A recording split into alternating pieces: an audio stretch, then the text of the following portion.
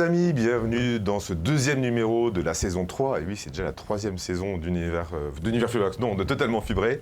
Vous le savez, on fait avec vous le tour de l'actualité de Free et des télécoms. Et je ne suis pas seul, évidemment, à présenter cette émission. Il y a notamment Lucas. Bonjour Lucas. Salut Olivier. Tu vas nous parler de quoi cette semaine? Alors, on va vous parler de 5G et moi, je vais plus précisément apporter un petit peu la position de chaque opérateur concurrent de Free au sujet de la nouvelle génération de téléphonie mobile. Mais je vous prépare également une nouvelle révolutionnaire qui va changer vos vies. Bon, on attend ça avec impatience, évidemment. En plateau, également, avec moi, Dimitri. Bonjour Dimitri. Tu vas nous parler de quoi? Alors, d'une polémique et d'un anniversaire.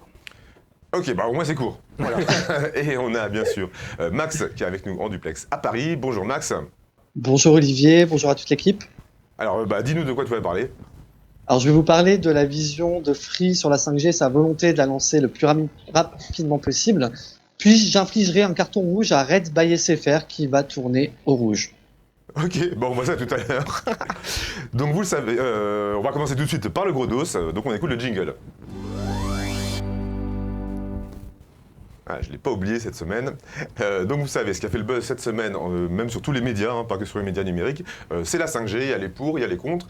En tout cas, ce qu'on sait, c'est que les enchères seront lancées le 29 septembre prochain. Il y en a qui sont pour, il y en a qui sont contre. On a entendu plusieurs voix se prononcer. On va commencer tout de suite avec Dimitri, qui va nous parler justement de cette polémique qu'il y a eu cette semaine entre Macron et puis d'autres entités. Voilà, donc ça n'a échappé à personne, il y a une grosse polémique autour de la 5G. Il y a ceux qui veulent garder le pied sur l'accélérateur, ceux qui veulent prendre le temps, laisser le temps au temps en fait. Et il y a une tribune qui a été publiée dans le journal du dimanche, samedi, signée par 60 élus, dont 11 maires, par exemple de Bordeaux, Grenoble ou Strasbourg. Il y en a écologistes en général. Ils réclament donc un moratoire sur la 5G. Ils dénoncent donc le fait qu'on garde le pied sur l'accélérateur et qu'il y ait une absence de débat, juste pour ne pas être en retard, alors qu'il faudrait prendre en compte tous les effets environnementaux, les impacts sanitaires, l'utilité qui n'est pas forcément évidente. Elle est évidente en tout cas pour les opérateurs et le gouvernement, ils l'ont rappelé. Et justement, ils réclament un moratoire, qu'on prenne le temps, ils invoquent le principe de précaution. Et justement, Emmanuel Macron, donc le président, n'a pas tardé à réagir, il a venu mettre les points sur les i. Pour lui, pas question de moratoire sur la 5G. D'ailleurs, il dit « Oui, la France va prendre le tournant de la 5G parce que c'est le tournant de l'innovation ». Et histoire de se moquer des signataires de la tribune, il a parlé d'un retour à la lampe à huile. Il s'est dit bon, « On ne veut pas du modèle Amish ». Enfin voilà, le ton est donné. C'est quoi les Amish? Fais-nous un petit topo sur les Amish. C'est ceux qui veulent se garder à l'écart de l'innovation technologique. Donc le ton est donné avec les enchères qui approchent, comme tu l'as rappelé. Ça promet d'être un petit peu mouvementé les prochaines semaines. D'accord, donc il y a les pour, il y a les contre, mais en tout cas l'État, globalement, il est d'accord pour lancer la 5G, de toute façon ça va se faire. Il y a des enjeux économiques, au-delà du grand public, c'est surtout ça va apporter beaucoup au niveau de l'industrie, c'est ce qui est mis en avant. Oui, c'est pas que pour les particuliers, ça va aussi aider la voiture autonome. La voiture autonome, télémédecine, l'industrie, tout ce qui est logistique, ça pourrait aider aussi. On ne peut pas être en retard là-dessus. Voilà. C'est ce que dit le président. C'est le ton qui est donné. On va s'intéresser à ce que pensent les opérateurs. Donc on va déjà commencer par les concurrents de Free, qui ne sont pas forcément tous d'accord sur le sujet. Exactement, parce que si la 5G est arrivée assez tard sur le débat politique, les opérateurs, évidemment, vous vous en doutez, en parlent depuis bien plus longtemps. Chacun a pris une position assez tranchée sur le sujet. Commençons déjà par l'opérateur historique, donc Orange, qui lui, par exemple, s'annonce évidemment prêt pour le lancement et la commercialisation de la 5G d'ici à la fin de l'année. Pour lui, lancer des offres, c'est faisable, même si c'est avec un panel de terminaux assez réduit. Les offres Orange 5G seront bien lancées avant la fin de l'année, normalement. Il y aura certes un petit peu de retard dans le déploiement, mais rien de dramatique. C'est ce qu'annonçait son président Stéphane Richard il y a encore un peu plus d'une semaine. Et pour lui, ça a même traîné en longueur, puisque avec le coronavirus, les enchères ont été repoussées. Et il a annoncé qu'il était temps de se lancer et que ça aurait été très préjudiciable de reporter les enchères, notamment à cause du problème de saturation des réseaux 4G, dont on vous avait déjà parlé auparavant, parce que la 5G, en premier lieu, ce sera cet intérêt-là, alléger un petit peu la charge qui pèse sur les réseaux 4G. À noter que Orange, ils n'ont pas attendu l'annonce des enchères pour être prêts. Ils ont déjà 500 antennes expérimentales et ils ont déjà fait tester à plus de 1200 bêta-testeurs leur réseau 5G. Donc Orange se tient vraiment bien prêt là-dessus. Alors Orange, ok, et les autres opérateurs? Alors SFR et Bouygues, c'est presque le même son de cloche puisqu'ils sont tous les deux dans une situation assez compliquée. Bien qu'ils se déclarent prêts aussi pour le lancement, eux deux, le déploiement de leur réseau repose sur un élément qui coince, c'est le fabricant chinois Huawei. Par exemple, vu que le fabricant est touché par des soupçons d'espionnage de la part du gouvernement américain notamment, l'État français a mis en place quelques mesures pour restreindre l'utilisation des équipements sur le territoire français. Par exemple, Bouygues va devoir notamment se désinstaller 3000 antennes Huawei d'ici 2028 en zone très dense. La situation est vraiment tendue. Pour utiliser des antennes, il faut des autorisations délivrées par le gouvernement et elles ne sont valables que jusqu'en 2028. Donc ça va coûter assez cher aux opérateurs. Bouygues, par exemple, a déjà saisi le Conseil d'État pour faire annuler le décret de cette loi anti-Huawei. Et il a longtemps milité pour un report des enchères, mais finalement, ça se fera quand même. SFR, c'est à peu près la même chose. Il est lui aussi prêt, mais la situation est aussi tendue pour les mêmes raisons avec Huawei. Et par contre, il pousse, tout comme Orange, à faire une différence entre la vraie et la fausse 5G. C'est-à-dire entre la 5G performante qui promet un vrai débit ou une simple étiquette 5G mise sur un débit qui est à peine plus élevé que la 4G. Alors, petite correction, Lucas. C'est un autre débat. SFR et Bouygues n'étaient pas du tout sur la même longueur d'onde qu'Orange et Free, puisqu'il y a quelques mois, ils militaient pour un report des enchères 5G et qu'on termine d'abord de généraliser la 4G partout en France avant de passer à la 5G. Donc une demande qui a été totalement retoquée puisque les enchères auront lieu à la fin du mois. Voilà. C'est comme si on disait, avant de passer à la voiture électrique, il faut déjà que tout le monde ait une voiture thermique. C'est ça. C'est un peu le même principe. Justement, puisque tu as la parole, Max, tu vas nous parler de la position de Free, justement. C'est ça, donc je vais être bref. La 5G, c'est un rendez-vous important pour Free. On en a besoin et on doit la lancer rapidement. Nous a confié Xavier Niel en marge du lancement de la Freebox Pop le 7 juillet dernier. Alors pourquoi cette nécessité ? Primo, Lucas, tu en as parlé, tout comme Orange, Free estime qu'il est aujourd'hui impératif de désaturer les réseaux 4G, lesquels vont suffoquer totalement visiblement d'ici 2 à 3 ans. On consomme plus de débit, il nous faut donc du spectre pour avancer, pour déployer, expliquait Xavier Niel. Et secondo, l'attractivité de la France dépendra aussi de la 5G. Imaginons par exemple un investisseur chinois qui décide d'investir en Europe. Tous les pays européens ont déployé la 5G, mais pas la France. Quel choix fera-t-il ? Forcément un autre pays, et il dira que la France est un pays qui n'est pas assez moderne. Donc c'est ce que met en avant Xavier Niel. Alors, oui, Free paraît un petit peu en retrait parce qu'il ne fait pas de marketing ou de communication comme ses rivaux. Xavier Niel s'en est moqué d'ailleurs. Lui préfère dire on fait notre métier, on déploie dans l'ombre, on fibre nos antennes et on sera prêt le jour J. On peut même espérer que Free se démarque avec des offres différenciantes à la fin de l'année et pourquoi pas l'année prochaine activer la bande 700 MHz sur la 5G qui lui permettrait de couvrir assez rapidement une bonne partie de la France, certes avec des débits moins élevés que la bande 3,5 GHz, qui est la vraie bande pour la 5G, affirme Xavier Niel, mais cela fait quand même jaser ses concurrents, puisque voilà, comme tu l'as dit, Lucas, certains estiment que Free pourrait faire de la fausse 5G, mais bon, quoi qu'il arrive, les débits 700 MHz en 5G seront plus élevés que les débits 700 MHz en 4G. Dans tous les cas, c'est environ 15% de plus, même si c'est sur la bande 700 MHz, ce sera quand même 15% de plus de débit que la 4G. Mais en dehors de ça, vous imaginez bien, on a rencontré Xavier Niel, tu le disais à l'instant, Max, lors de la sortie de la Freebox Pop. Évidemment, on lui a posé la question, que vont être les forfaits 5G de Free ? Est-ce qu'ils seront gratuits ? Est-ce qu'il faudra payer plus cher ? On a posé la question, on n'a pas forcément eu la réponse exacte. Évidemment. En tout cas, Xavier Niel nous a expliqué la stratégie de Free dans la 5G et on va l'écouter tout de suite. Alors, encore une fois, nous, on a envie de vous annoncer, de vous parler et de vous revoir. Donc ça, c'est toujours un sujet important, comme d'habitude. Donc on a envie de vous dire, revenez nous voir Donc si je vous le dis aujourd'hui, vous n'allez pas revenir. Donc ça, c'est le premier élément important. Le deuxième élément, je ne savais pas que certains opérateurs avaient déployé la 5G. Écoutez, ils sont très forts parce que nous, on n'a pas de fréquence. Donc je ne sais pas comment ils ont fait, mais ça doit être des génies.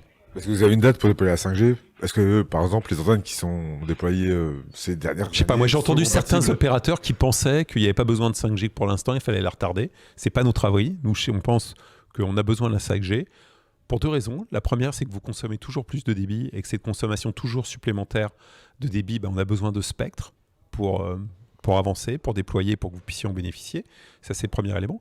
Puis il y a un deuxième élément, c'est que quand vous êtes une société, je sais pas où, en Asie qui souhaitait investir en Europe, quand vous avez une carte où tous les pays ont la 5G sauf la France, investisseurs, vous dites, oh là là, ce pays, c'est peut-être un pays un peu pas top moderne et c'est pas là où j'ai envie d'investir. Donc pour l'attractivité, je suis désolé, c'est un gros mot, mais l'attractivité de la France, je pense que c'est important qu'on ait rapidement de la 5G qui fonctionne sur le territoire. Mais l'Afrique a quand même un réseau 5G, parce qu'on ne le voit pas trop sur les... Nous, on déploie, encore une fois, on ne fait pas de marketing, on ne fait pas de tests, on n'affiche pas des 3 antennes pour faire genre dans un coin. Donc, ce n'est pas dans notre nature. Notre nature à nous, c'est de déployer un réseau et de l'allumer. Et c'est assez classiquement dans notre histoire. Donc, aujourd'hui, on déploie des équipements, on déploie des antennes pour avoir, le jour où on aura les fréquences nécessaires, la possibilité d'ouvrir. Alors, une date, c'est la fin de l'année ou... Ça dépend de l'appel d'offres. Donc, dès qu'on a l'appel d'offres et les fréquences, je ne vais pas vous dire qu'on appuie sur le bouton et que ça s'allume automatiquement. C'est un peu plus compliqué que ça. Mais c'est l'esprit. D'accord. Justement, il me semble qu'il y a la DG de Verizon aux États-Unis qui a dit que pour faire du sans fil, il fallait du fil. Donc, Free, on le sait, a fibre quasi tous ses sites. Bouygues, c'est pas le cas. Bouygues a cherché 1 milliard pour pouvoir les fibrer. Est-ce que vous pensez faire la différence sur ce point-là? Si on a plus investi dans notre réseau que d'autres, j'espère qu'on fera la différence. Parce que sinon, c'est dommage d'avoir investi de l'argent et que ça soit pas le cas. Mais ça a toujours été notre volonté. Et c'est ce qui fait aussi que quand on est en 4G, généralement, on est les meilleurs sur une zone que l'on couvre en 4G. Donc, c'est de continuer dans cet état d'esprit, de déployer un réseau haut de gamme, en fibre, pas partout, parce qu'il y a des endroits où on ne sait pas aller en fibre, mais presque partout, et de mettre un maximum de fibres, ce qui permettra le jour où on a du spectre d'avoir des débits incroyablement plus hauts. Donc si on en tire un avantage, ça me paraît assez sain si on a investi que d'autres n'ont pas investi. Le déploiement va être colossal sur la 5G. Est-ce qu'il y a un accord de mutualisation avec Orange 4G ou 5G dans les tuyaux? Non. À ce jour, déjà, il y a un appel d'offres sur les fréquences. Donc, ce n'est pas le moment où on a le droit vraiment de parler de ce type de sujet. Et à côté de ça, non, il n'y a pas de discussion aujourd'hui. Mais vous êtes ouvert à la mutualisation sur la 5G. Le truc, c'est est-ce qu'on est capable, est-ce que 2 opérateurs, en se regroupant, peuvent offrir un meilleur réseau à leurs abonnés? Si la réponse est oui, dans ce cas-là, il faut regarder. Et si la réponse est non, ça ne sert à rien de le faire. Voilà, donc on repart de ce raisonnement-là et on avance. En réfléchissant comme ça, mais maintenant on déploie sans se dire un jour il y aura une mutualisation, il n'y aura pas de mutualisation. C'est un sujet, c'est pas le sujet de fond. Est-ce que vous allez faire de la 5G avec la bande 700 MHz? Sur la 5G, le vrai sujet, là où il y aura la plus grosse révolution, sera de rajouter des fréquences supplémentaires, d'obtenir des fréquences supplémentaires. C'est l'appel d'offres du mois de septembre, donc de rajouter du 3,5 GHz. Donc après, oui, on fera de la 5G en 1800 si on a du spectre disponible. Oui, on fera de la 5G en 700 peut-être un jour si on a du spectre disponible. Mais aujourd'hui, le vrai spectre pour aller faire de la 5G, c'est le 3 GHz 5. Donc il faut qu'on se le voit attribuer. Et puis après, il y a d'autres bornes de fréquence. Si on a disponibilité de spectre, on le lancera aussi ailleurs. Voilà, c'était assez complet et c'était assez long. On a quelques pistes, on n'a pas vraiment de réponse. Comme souvent. On peut imaginer, quand la 4G a été lancée, il n'y a pas eu de surcoût sur les forfaits free. On peut imaginer que ce sera le même coût pour la 5G, à condition d'avoir un téléphone compatible, évidemment. On passe tout de suite à notre rubrique suivante, c'est le Up and Down. Et la meilleure nouvelle de la semaine, qu'on attendait depuis 1 an même. Mais oui, mais c'est la meilleure nouvelle de l'année. Je n'ai pas peur de l'année, allons-y, disons-le carrément. Je n'ai pas peur de le dire. Parce que voilà, comme vous pouvez le voir, Univers Freebox a enfin une nouvelle application sur Android pour pouvoir suivre au mieux l'actualité de Free et des télécoms. Il est possible que j'ai un petit peu exagéré sur la meilleure nouvelle de l'année, mais franchement non. Donc la nouvelle appli sur Android, elle permet évidemment un changement de design par rapport à l'ancienne, qui reprend le design de notre site actuel. Elle permet également d'accéder à un mode sombre. Le formulaire de connexion est plus ergonomique. Il y a également une nouvelle page de réglage qui permet par exemple de changer la taille de son texte pour que ça soit plus lisible. Et il y aura sûrement d'autres mises à jour qui vont être faites pour avoir des nouvelles fonctionnalités. Donc voilà, c'était la bonne nouvelle. Alors, pour préciser, hein, on n'avait pas créé la première application, on a eu du mal à récupérer les droits, c'est pour ça que ça a pris autant de temps. Hein. C'est pour ça que c'était un peu la nouvelle de l'année. C'est pas que de la faute de notre développeur qui a été long, c'est de la faute d'Android qui nous a pas aidé. Et l'application est forcément aussi disponible sur le Play Store évidemment, et elle est disponible sur iOS aussi. Voilà, donc ça c'est pour l'excellente nouvelle. Exactement. Et donc on va passer au carton. La moins bonne. On passe à la moins bonne nouvelle, et c'est Max qui va nous en parler, donc c'est le Down. C'est ça, donc je vois que vous avez quand même chopé le melon sur le plateau, donc je vais essayer d'être un petit peu plus sérieux. Alors on pensait que Red by SFR était redevenu sérieux, eh bien c'est loupé. Après une halte fin 2019, l'opérateur reprend du service, vous savez, avec ces fameuses pratiques, certes légales, mais dérangeantes au plus haut point pour pas mal d'abonnés, qui consistent... Bouygues est expert en la matière, donc qui consiste à augmenter automatiquement la facture de certains abonnés mobiles ou fixes en l'échange moyennant de nouveaux services, de nouveaux avantages. Alors cette semaine, Red by SFR a mis en rogne un certain nombre de ses abonnés à vie qui disposent d'un forfait 5 € dans le cadre d'une vente privée. Ces abonnés ont reçu un mail de l'opérateur, vous pouvez voir ici, leur annonçant une augmentation de 4 € de leur forfait en l'échange de 10 gigas seulement supplémentaires. Alors c'est totalement abusé, surtout qu'ils n'ont pas du tout la possibilité de refuser. Donc autrement dit, on passe d'un forfait à 5 € à 9 €, plus 80% d'augmentation, et un forfait en data qui passe de 30 gigas à 40 gigas. Donc leur seule possibilité est soit d'accepter, ou alors de résilier. Donc on précise, hein, c'est un forfait qui est annoncé comme étant valable à vie. Tout à fait. Donc quand vous voyez un forfait qu'on propose, un forfait quel que soit l'opérateur, valable à vie, préparez-vous à ce qu'il y ait une augmentation au bout de quelques temps. Au moins ils auraient pu être plus sympas, ils ont augmenté de 80% le prix, ils augmentent de 80% la data. Bah voilà, logique. Là ça aurait été honnête. Bah, par exemple, voilà. Propose cette idée à SFR, peut-être qu'ils vont t'écouter. Il faut le dire que Bouygues Télécom enchaîne ce genre de pratiques, mais parfois, selon moi, les propositions, les modifications d'offres sont alléchantes. C'est-à-dire que pour 1 ou 2 € supplémentaires, on a beaucoup... on peut refuser aussi l'augmentation. Là, en tout cas, on ne peut pas la refuser. Enfin, en tout cas, pour des forfaits valables à la vie, il faut vivre juste 1 an pour pouvoir en profiter. Ah, c'est surtout donc, si vous comptez mourir dans l'année, ok, je choisissez ces forfaits-là. Si vous ne comptez pas mourir dans l'année, vous avez des chances d'être augmenté. Ouais. On continue avec notre nouvelle rubrique qui s'appelle le chiffre de la semaine. Ça s'appelle comme ça? Oui, c'est ça. Alors donc le chiffre va apparaître à côté de moi. C'est le 18. Alors la majorité en France. Ah oui. Les pompiers. Dans les télécoms, et ben c'est l'âge de la petite mamère que je vais sortir là. La première Freebox, donc qui a été annoncée le 18 septembre 2002, donc avec elle introduisait l'offre triple play à 29,99. Donc ça a annoncé la révolution et ensuite tout ce qui a suivi. Alors la vraie révolution, c'est vraiment ça, même plus que la Freebox Révolution, puisque c'est la première fois au monde qu'on avait une offre triple play. Donc téléphone, internet et télévision dans le même boîtier. Et elle est jolie en tout cas. Ah franchement oui, elle a pas trop mal vieilli. Hein. Bon, on est quand même loin du design de la Rébo. Et puis on en prend soin aussi. Exactement. J'ai une question. Oui. Est-ce que c'est aussi la date anniversaire du naufrage d'AOL? C'est arrivé quelques mois plus tard. Alors ça arrive. On pourrait avoir d'ailleurs un sujet là-dessus. AOL quand il a appris. La réaction, on s'en souvient, ça a fait mal, on s'en paye. En tout cas, la Freebox a tué AOL. C'était le numéro 1 mondial à l'époque, effectivement. Freebox assassine finalement. Donc elle est majeure. On peut faire tout ce qu'on veut avec elle. Tu verras ça après. Et si vous aimez vraiment les télécoms, plus. Ok, merci Dimitri.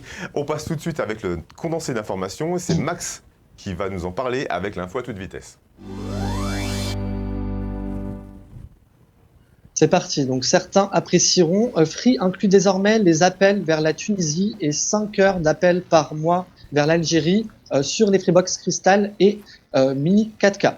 Alors, nous vous en parlions la semaine dernière, nous parlions d'importants retards sur la livraison des Freebox Delta plus Pop. Alors, Free nous a informé qu'il ne s'agissait que des migrations d'abonnés, des abonnés en migration, alors que les nouveaux abonnés peuvent être totalement rassurés, leur demande d'abonnement est traitée en priorité. Et puis enfin, la Freebox... Pour préciser, s'ils font ce choix-là, c'est parce que les abonnés en migration bénéficient toujours des services de leur Freebox tant qu'ils n'ont pas reçu la nouvelle Freebox.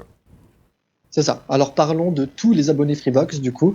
L'application Freebox Connect s'est mise à jour cette semaine sur Android. Alors pas mal de bugs corrigés, quelques petites améliorations, un outil d'aide d'installation du répéteur Wi-Fi est désormais accessible directement sur l'application et puis il est désormais possible de supprimer les players absents du réseau. C'est tout. C'est tout pour moi. Ah bah dis donc, c'était vraiment à toute vitesse. Je vais pas vous parler du forfait série Free qui fait encore le yo-yo puisque nos suiveurs, nos lecteurs sont au courant et suivent de la même manière que nous. Donc voilà, c'est les 3 infos principales de la semaine. D'accord. Non, il y en a une dernière qui arrive et tu vas en parler, Olivier. Alors la dernière qui arrive, bah justement, c'est l'objet du Free Fight. On écoute le jingle et je vous en parle après. On l'a constaté et Free nous l'a confirmé, il n'est plus possible pour les abonnés Freebox de migrer vers la Freebox Révolution. Alors on a été un peu étonné de cette décision-là, on n'a pas la réponse pour quelle raison Free ne permet plus à ses abonnés Freebox de migrer vers la Freebox Révolution. Les nouveaux abonnés peuvent toujours s'y abonner, mais par contre, voilà, il n'y a plus de migration. Quelle est la raison de ce choix de la part de Free? Est-ce que c'est la fin de la Freebox Révolution? Est-ce qu'ils veulent l'éteindre petit à petit alors que c'est l'offre historique de Free, en tout cas celle qui a mieux marché? C'est la plus mythique. On pense Freebox, on voit Freebox Révolution. On voit, voilà. Est-ce qu'ils veulent l'éteindre petit à petit ou pas? Et est-ce que c'est une bonne idée de l'éteindre petit à petit? Max, je crois que tu voulais commencer parce que tu avais une réponse déjà. Oui, une réponse assez catégorique. Non, Free ne veut pas en finir avec la Freebox Révolution. En tout cas, pas pendant les 5 premières années, je suppose. C'est pas officiel. Parce que, Olive, tu l'as dit, c'est la box iconique de l'opérateur, parce qu'elle cartonne encore. Et Free vend encore énormément de Freebox Révolution. Free en a besoin dans sa nouvelle grille d'offres. On se retrouve avec la Mini 4K, qui est un produit d'appel, donc l'offre la moins chère. Nous avons la Freebox Révolution qui est utilisée pour les ventes privées. Ça fonctionne en vente privée. Il faut le rappeler que l'abonnement en vente privée n'est pas le même. Hein. C'est 9,99 la première année, mais après on passe au forfait historique à 39,99. Donc il n'y a pas de 44, je sais plus combien qui pourrait se rapprocher de la Freebox Pop. Alors pourquoi arrêter de plus proposer l'immigration par rapport à la Freebox Révolution, puisque Free veut mettre effectivement en avant sa Freebox Pop et sa Freebox Delta, qui sont ces 2 vaisseaux amiraux, je ne sais plus. Oui, amiraux. Voilà, donc le but c'est d'attirer peut-être par les ventes privées, attirer peut-être de nouveaux abonnés par les ventes privées. Oui, et ensuite, une fois que les nouveaux abonnés sont abonnés à Freebox Révolution, ensuite essayer de les faire migrer à l'avenir sur les box supérieures. Ah. Il y a aussi peut-être une question aussi de durabilité un petit peu, puisque mine de rien, la Freebox Révolution, si elle tient encore beaucoup le coup, elle a déjà 10 ans, au niveau des performances, etc. Effectivement, pousser plus vers la Freebox Pop et donc vers un remplacement beaucoup plus tardif, parce que la Freebox Pop, elle est pensée pour durer 10 ans, elle aussi. Il y a une certaine logique derrière. On voit par exemple Amazon n'est pas présent sur la Freebox Révolution. On ne sait pas si c'est un problème de compatibilité ou pas, mais il y a des services qui ne sont pas disponibles sur la Freebox Révolution. Et peut-être qu'au bout d'un moment, elle a peut-être fait son temps. C'est ça, il faut peut-être un petit peu moderniser l'offre, c'est sûr. Et puis, il y a également toujours la question de la simplification dont on vous a déjà parlé dans l'émission précédente.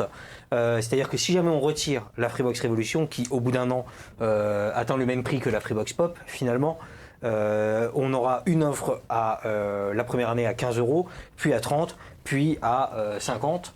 Donc 45, je crois. Pardon ? 45 la Freebox Révolution. Je sais pas non. La Freebox Révolution elle était à 45 €, je crois, la deuxième année, c'est ça? Oui, c'est ça. Mais pour le coup, si jamais on prenait la Freebox Pop, par exemple avec TV by Canal, on arrivait à 45 € aussi. Donc peut-être que ça permettrait de simplifier un petit peu les offres aussi. Tu dis que ça fait la concurrence entre la Freebox Pop et la Freebox Révolution. Que choisir finalement. Voilà. Mais Lucas, tu proposes quoi en promo? Je suis désolé, pardon. Tu proposes quelle Freebox en vente privée? Ah bah oui, c'est sûr qu'il y a les ventes privées quand même qui restent très alléchantes, mais... Alors il faut savoir quand Free fait une vente privée, c'est aussi parce qu'ils ont réussi à amortir le matériel. C'est-à-dire que toutes les Freebox qu'on a actuellement, même si elles sont reconditionnées, ce sont les mêmes Freebox. J'imagine qu'ils ne fabriquent plus de Freebox Révolution actuellement. C'était pareil pour les Freebox V5.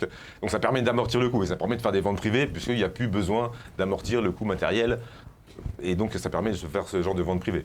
Donc c'est la raison pour laquelle on peut continuer à proposer à des offres peu chères la Freebox V5 et la Freebox Révolution. Et puis tant que la Freebox Révolution ne sera pas larguée par rapport aux box des autres opérateurs rivaux, tant qu'elle ne sera pas larguée sur le débit, elle ne l'est pas. C'est ça tant qu'elle ne sera pas larguée sur le Wi-Fi, elle ne l'est pas. Donc en fait, elle n'a pas pris une ride, elle est toujours valable aujourd'hui. Donc quelle est la raison de l'arrêter? Aucune. Quelle est la raison de ne plus faire de migration dans ce cas-là? Eh oui. Pour inciter à opter pour les autres box de Free, donc la Pop et la Delta.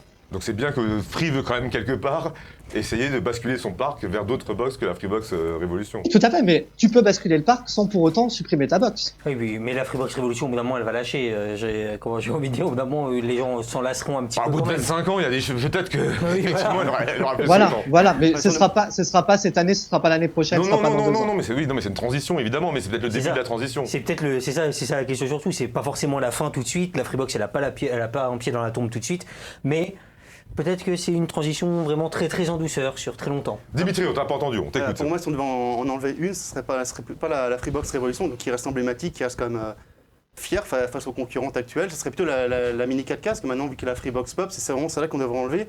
Et donc, pour moi, la maison devrait regarder la Freebox Révolution en tant que produit d'appel via les ventes privées, pour ensuite amener vers les autres box. Donc retirer la Freebox Mini 4K. Voilà, c'est la. Alors, là, Xavier on a posé la question à Xavier Niel, qui nous a dit que la Freebox Mini 4K était un produit d'appel. C'est effectivement la moins chère la première année, et c'est la moins chère aussi la deuxième année. Donc c'est un produit d'appel pour Free, et si on enlève la Freebox Mini 4K, il n'y a plus de produit d'appel. Mais la Révolution est vraiment quand même plus produit d'appel que la Mini 4K. Non, mais en termes de tarif, je parle. Hein. Oui. En termes de tarif, mais en termes de fonctionnalité, c'est vrai que la Freebox Révolution reste plus alléchante que la Mini 4K. Et elle fait peut-être la concurrence justement aux nouvelles offres de Free. C'est ça. Voilà, donc n'hésitez pas à donner votre avis là-dessus dans les commentaires sur Univers Freebox ou sur la chaîne YouTube, comme vous le souhaitez. En tout cas, vous n'avez rien à rajouter, c'est bon? Non, c'est bon. Eh ben, on va en terminer là-dessus. On vous donne rendez-vous, comme vous le savez, tous les jours sur universfreebox.com sur le web et donc sur la chaîne YouTube d'Univers Freebox. Vous avez vu, on a recommencé à publier des vidéos régulièrement, des tutoriels, notamment avec mes 2 collègues de chaque côté, des interviews avec des partenaires de Free et plein d'autres choses que vous pouvez trouver sur la chaîne YouTube. Donc on vous souhaite un joyeux week-end, une super semaine et on vous dit à très bientôt. Ciao.